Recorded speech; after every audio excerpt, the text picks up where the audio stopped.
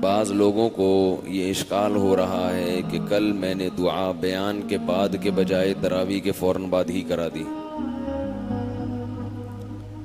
یہ میں نے جان بوجھ کے کیا تھا. اس میں دو حکمتیں ہیں. ایک تو یہ کہ دعا اس وقت کرنی چاہیے جب موڈ ہو دعا کا. یہ پبلک کی ڈیمانڈ پہ نہیں ہے, سمجھ رہے ہیں نا. یہ نہیں کہ یہ کوئی پبلک کی اس ڈیمانڈ ہو.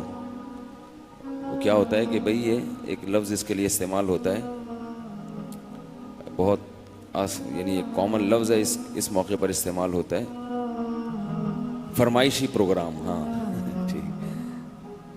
دعا ایسی چیز نہیں ہے جو فرمائشی پروگرام ہو, یہ انسان کی اپنی کیفیت پر ہوتا ہے. ختم قرآن کے موقع پر دعائیں یہ بھی ایک قسم کا اس میں بھی روحانیت کم اور فیشن سا زیادہ بن گیا ہے. میں ایک دفعہ ایک مسجد میں گیا ختم قرآن کے موقع پر, تو وہاں امام صاحب نے پہلے سے اشتہار لگوایا ہوا تھا کہ ہمارے ہاں رو رو کے دعائیں مانگی جائیں گی ختم قرآن کے موقع پر. امام صاحب نے, یہ انتظامیہ نے, وہ بینر لگے ہوئے ہیں, رو رو کے ہمارے ہاں دعائیں مانگی جائیں گی. پبلک کو نا بس اکٹھا کرنا چاہتے ہیں ہم لوگ کہ زیادہ سے زیادہ لوگ ہمارے پاس آئیں. تو میں نے کہا کہ اگر امام صاحب کو رونا نہیں آیا تو کیا ہوگا؟ یہ تو اپنے اختیار میں نہیں ہے نا.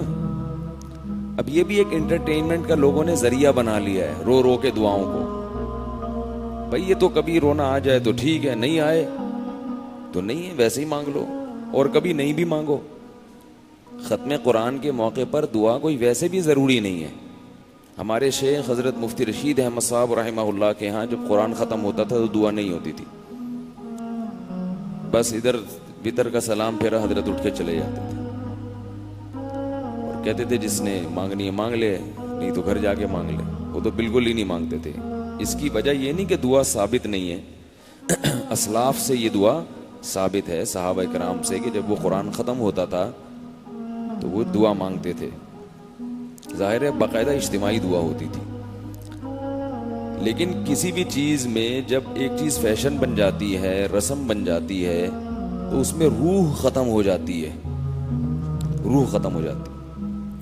میں نے بھی جب میں یہاں امامت کے لیے آیا تو 1-2 سال مانگی, پھر 2 سال ناغہ کیا دعا کا, کیونکہ 1-2 سال تھوڑا تگڑی دعا ہو گئی تھی, خوب رونا دھونا.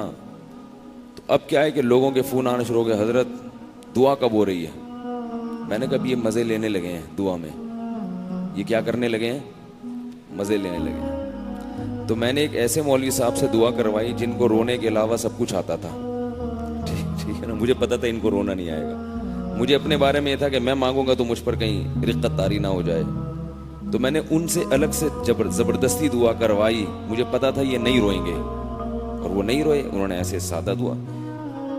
تو پھر لوگوں کے میسج آئے, خواتین کے فون آئے, یہ کیسی پھیکی دعا, مزہ ہی نہیں آیا.